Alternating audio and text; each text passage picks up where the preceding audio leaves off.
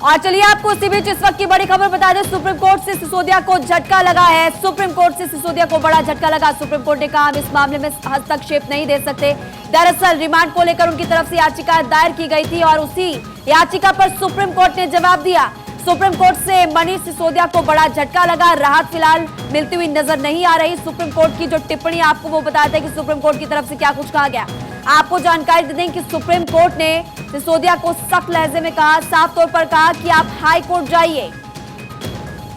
याचिका फिलहाल खारिज कर दी सुप्रीम कोर्ट ने और साफ तौर पर कहा कि आप हाई कोर्ट जाइए, हाई कोर्ट में जाकर ये पूरा मामला उठाइए। हम इस मामले में हस्तक्षेप नहीं देंगे। सुप्रीम कोर्ट ने टिप्पणी की और कहा कि जमानत के लिए आप हाई कोर्ट जाइए, वहां पर याचिका दायर कीजिए। जो दलीलें यहां पर दे रहे आप वो दलीलें जाकर हाई कोर्ट में दीजिए और सीधे सुप्रीम कोर्ट आना स्वस्थ और अच्छी परंपरा नहीं, ये भी सुप्रीम कोर्ट की तरफ से साफ तौर पर कहा गया।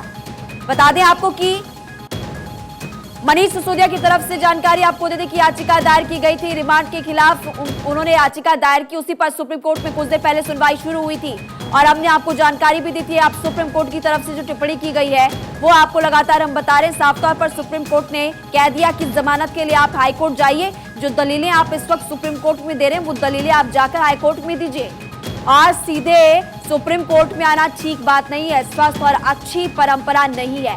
तो देखिए सुप्रीम कोर्ट ने अपना रुख साफ कर दिया और सुप्रीम कोर्ट ने इस याचिका को खारिज कर दिया, जिससे साफ तौर पर पता चलता है कि अब अभी फिलहाल मनीष सिसोदिया की मुश्किलें और बढ़ने वाली है।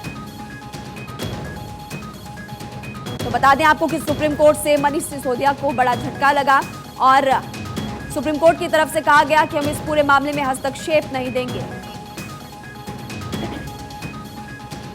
तो बता दें आपको कि अब सुप्रीम कोर्ट की इस टिप्पणी के बाद, सुप्रीम कोर्ट के फैसले के बाद चूंकि याचिका खारिज कर दी, अब आम आदमी पार्टी हाईकोर्ट जाएगी और दायर करेगी याचिका। इस पूरे मामले को लेकर आपने देखा किस तरह से सियासत लगातार हो रही है, आम आदमी पार्टी वर्सेस बीजेपी। और अब इसी को लेकर चूंकि मनीष सिसोदिया की तरफ से याचिका दायर की गई थी, अब वो याचिका खारिज कर दी है सुप्रीम कोर्ट ने। हमारे संवाददाता सुमित कुमार इस खबर पर विस्तार से जानकारी देंगे। सुमित, फिलहाल ये जो याचिका खारिज कर दी और ये पता चलता है कि अब मनीष सिसोदिया की मुश्किलें बढ़ने वाली है क्योंकि याचिका खारिज हो चुकी है, मुश्किल में और पड़ सकते हैं। निश्चित तौर पर सीधे सुप्रीम कोर्ट मनीष सिसोदिया पहुंचे थे और इस पर सीजीआई ने सवाल भी उठाया और जस्टिस नरसिम्हा ने कहा कि आप दिल्ली में रहते हैं, इसका मतलब ये नहीं कि हर मामले के लिए आप सुप्रीम कोर्ट चले आए, आपको हाईकोर्ट जाना चाहिए था। आर्टिकल 32 में आप सुप्रीम कोर्ट आए हैं, लेकिन यह भ्रष्टाचार का मामला है। और यहाँ अभिषेक मनु सिंह भी मनीष सिसोदिया की ओर से पेश हुए थे। उन्होंने कहा कि विनय दुआ, अर्नब गोस्वामी, बहुत सारे राज्यों पे पर्दा उठेगा अब, लेकिन सवाल अरविंद केजरीवाल से है, क्या 18 मंत्रालय जेल से चलेंगे? क्या सवाल ये है। मुख्यमंत्री से मांग ये है कि आप तो नैतिकता का तकादा देते थे और कहते थे कि कोई केस ले आइए, मैं कार्रवाई करूंगा। आज एक मंत्री आपका 8 महीने से जेल में है, दूसरा मंत्री आज पुलिस रिमांड में है, 18 मंत्रालय उसके पास है। कब इस्तीफा लोगे? आज देश और दिल्ली की जनता आपसे पूछ रही है। आप ये जो जांच की आंच है, बहुत जल्दी, मैं फिर कह रहा हूं, ये जांच की आंच बहुत जल्दी मुख्यमंत्री तक पहुंचेगी, क्योंकि असली मास्टरमाइंड इस सारे शराब घोटाले का अरविंद केजरीवाल है। तो आपने सुना बीजेपी नेताओं की प्रतिक्रिया अब शुरू हो चुकी है और साफ तौर पर कहा कि इस पूरे मामले का मास्टरमाइंड मुख्यमंत्री, यानी कि जांच की आंच मुख्यमंत्री तक पहुंचेगी। सुमित लगातार हमारे साथ जुड़े हुए। सुमित, आप अपनी बात पूरी कीजिए। जी निश्चित तौर पर देखिए, मनीष सिसोदिया के वकील अभिषेक मनु सिंह भी बार बार कह रहे थे कि आपने पत्रकार विनोद दुआ को राहत दी थी, अर्नब गोस्वामी को राहत दी थी, इसी आधार पे हमें भी राहत दी जाए। सीजीआई ने कहा कि चूंकि वो मामला एक पत्रकार का था, देशद्रोह का मामला था, लेकिन यह जो मामला है, सिसोदिया जिस मामले में गिरफ्तार हुए हैं वो भ्रष्टाचार का मामला है, लिहाजा इसमें हम राहत नहीं दे सकते हैं। आपको चूंकि संबंधित अदालत या फिर हाईकोर्ट जाना चाहिए था, आप सीधे आर्टिकल 32 में सुप्रीम कोर्ट आए हैं, लिहाजा हम इस मामले में दखल देने नहीं जा रहे हैं। और जस्टिस पीएस नरसिम्हा जो अदर जज थे, उन्होंने टिप्पणी की कि आप दिल्ली में रहते हैं, इसका मतलब ये नहीं कि हर मामले को लेकर आप सुप्रीम कोर्ट चले आए, ये ठीक नहीं है, ये सुप्रीम कोर्ट ने टिप्पणी की। और निश्चित तौर पर सुप्रीम कोर्ट ने मनीष सिसोदिया को एक बड़ा झटका दिया है। मनीष सिसोदिया की याचिका पर सुनवाई से इनकार करते हुए उन्हें हाई कोर्ट जाने की सलाह दी है। तो कहीं ना कहीं एक बड़ा झटका है। सुप्रीम कोर्ट जो चाह रहे थे कि विनोद दुआ पत्रकार जो इस मामले में एक अन्य मामले में सेडिशन चार्ज में उन्हें जमानत सुप्रीम कोर्ट से मिली थी, उस आधार पर राहत मांग रहे थे मनीष सिसोदिया, लेकिन सुप्रीम कोर्ट ने कह दिया कि यह मामला भ्रष्टाचार का है, लिहाजा हम एक गलत प्रेसिडेंट सेट नहीं करना चाहते हैं, क्योंकि ऐसे मामले अगर बार बार सुप्रीम कोर्ट चले आएंगे तो एक गलत तस्वीर जाएगी देश दुनिया में और एक गलत प्रेसिडेंट सेट होगा। हम इसे दोहराना नहीं चाहते हैं। तो निश्चित तौर पर सुप्रीम कोर्ट ने इस मामले पे सुनवाई से इनकार कर दिए। मनीष सिसोदिया को जो है हाईकोर्ट जाने की सलाह दी है या फिर संबंधित अदालत में जमानत दाखिल करने को कहा है।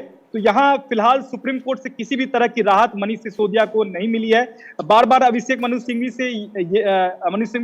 की ओर से यही कहा जा रहा था सुप्रीम कोर्ट में कि जिस धाराओं में मनीष सिसोदिया को सीबीआई ने गिरफ्तार किया है उसकी सजा जो है अधिकतम सजा 7 साल की है।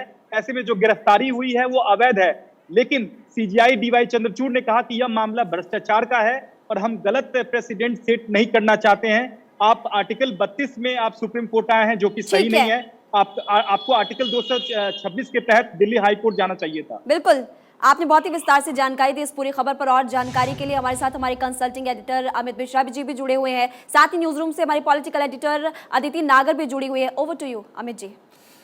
बिल्कुल, देखिए ये बड़ी खबर है और सुप्रीम कोर्ट ने ऐसे प्रेसिडेंट कई बार जाहिर किए हैं जो मामला सीधे निचली अदालत से सुप्रीम कोर्ट जाता है, उसमें सुप्रीम कोर्ट उसे खारिज करता है और हाई कोर्ट जाने की सलाह देता है। मैं आपको पी चिदम्बरम का उदाहरण दूं, ऐसे कई उदाहरण हैं जिसमें सुप्रीम कोर्ट में रॉज एवेन्यू यानी निचली अदालत के बाद उनके अधिवक्ता जो आरोपी पक्ष के अधिवक्ता हैं वो सीधा सुप्रीम कोर्ट जाते हैं उस पर रोक लगवाने और जल्द से जल्द सुनवाई की मांग करते हैं। तो सुप्रीम कोर्ट ने जल्द से जल्द सुनवाई की मांग जो थी वो तो कबूल की अभिषेक मनु सिंघवी की ओर से, लेकिन जो प्रेसिडेंट है जिस तरह से सुप्रीम कोर्ट ने बार बार अपना पक्ष रखा है कि हाईकोर्ट आप जाएं, हाईकोर्ट जो है निचली अदालत के बाद हाईकोर्ट एक मुफीद कोर्ट है जहां आप अपनी बात रख सकते हैं और अगर हाईकोर्ट उस विषय को खारिज करता है या उस विषय पर अपनी कोई टिप्पणी देता है तब आप सुप्रीम कोर्ट आ सकते हैं। तो ये एक तरीके का प्रेसिडेंट पहले से ही लागू है और आर्टिकल 32 जिसका हवाला हमारे सहयोगी भी दे रहे थे उस आर्टिकल को सुप्रीम कोर्ट बदस्तूर जारी रखता है और उसमें यह शामिल है कि अगर आप निचली अदालत से कोई मुकदमा हारते हैं, आपको निचली अदालत के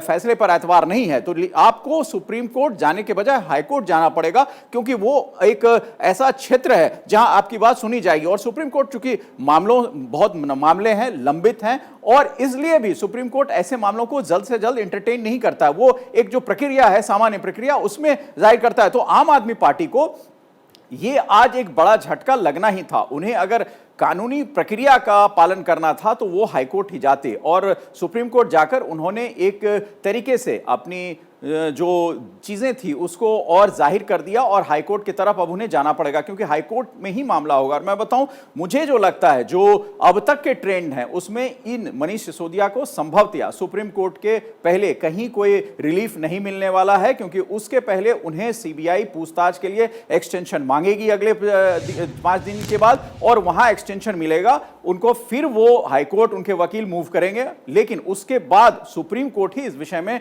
कोई फाइनल अथॉरिटी है क्योंकि बिल का प्रावधान जो है वो है। लेकिन सुप्रीम कोर्ट इस मामले को देखेगा कि क्या जो आरोप पत्र दाखिल किए गए हैं या जो आरोप लगाए गए हैं मनीष सिसोदिया पे ये उतने पर्याप्त हैं कि उसमें सीबीआई को और एक्सटेंशन दिया जाए पूछताछ के लिए। अगर नहीं तो उनको बेल वहीं से मिल सकती है। महिमा जी बिल्कुल, आपने सही कहा। सुमित भी लगातार हमारे साथ जुड़े हुए हैं। सुमित, चूंकि आप इस वक्त वहीं पर मौजूद है तो क्या उनके वकीलों की तरफ से अभी तक कुछ कहा गया या बाकी किसी नेताओं की तरफ से अभी तक कोई प्रतिक्रिया निकलकर सामने आई इस पूरे मामले में? क्योंकि मनोज तिवारी तो लगातार कह रहे हैं कि सत्यमेव जयते, राहत नहीं मिली।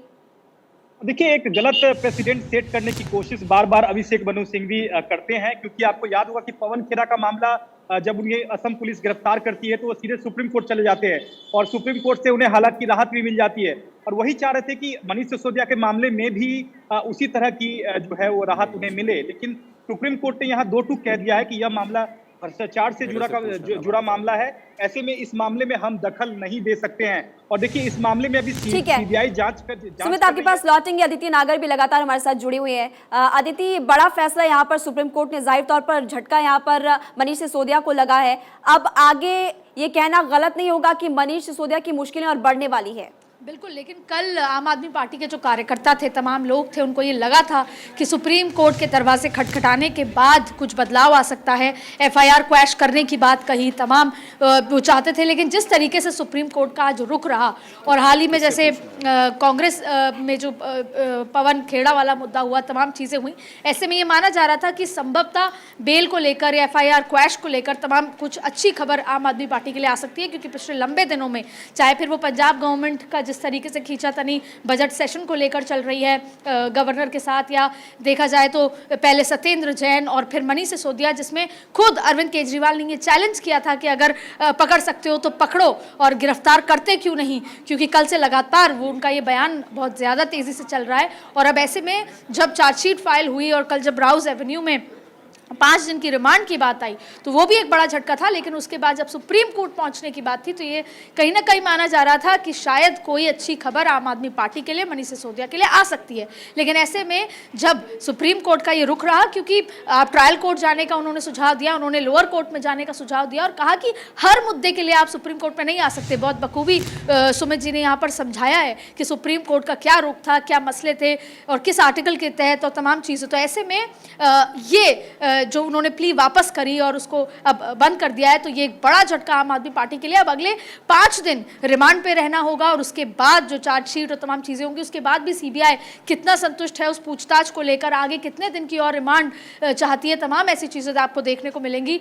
लेकिन ये कहीं ना कहीं ये उम्मीद की किरण ज़रूर था कि सुप्रीम कोर्ट का दरवाज़ा खटखटाने से कोई राहत मिल सकती है, जो आज खत्म हो गई। बड़ा झटका है। अगले 5 दिन मनीष सिसोदिया आम आदमी पार्टी के नंबर 2 जिन्हें कहा जाता है और तमाम और चीज़ें देखी जाती हैं, वो अब एक बड़े जो है जिसे कह सकते हैं उनकी अगले 5 दिन रिमांड होगी, तमाम चीज़ें होंगी, क्या कुछ निकल कर आता है ये बहुत महत्वपूर्ण होने वाला है। जी बिल्कुल, आपने सही कहा कि बहुत महत्वपूर्ण है, इस पर हमारी नज़र लगातार बनी हुई। आप सभी का बहुत बहुत शुक्रिया। तो फिलहाल आपको बता दें, इस बड़ी खबर पर लगातार हमारी नज़र बनी हुई। फिलहाल वक्त हो चला यहाँ पर एक छोटे से ब्रेक का, हम जल्द वापस लौटेंगे।